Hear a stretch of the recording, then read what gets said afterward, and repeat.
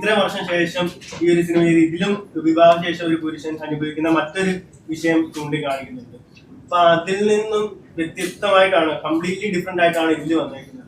അപ്പൊ ആ ഒരു ചേഞ്ച് വരുത്തണമെന്ന്, അല്ലെങ്കിൽ ഈ കഥ കേട്ടപ്പോഴാണെങ്കിലും ഇത് ചെയ്യുമ്പോഴും സ്ലീവാച്ചന്റെ ഒരു രീതിയിലും ഇതിനെ നമുക്ക് ക്യാരക്ടറിനെ കാണാൻ പറ്റത്തില്ല. അപ്പം ആ ഒരു പ്രശ്നങ്ങളും കാണാൻ പറ്റുന്നില്ല. അപ്പൊ അത്തരത്തിലുള്ള ചേഞ്ചുകൾ വരുത്താനുണ്ട്.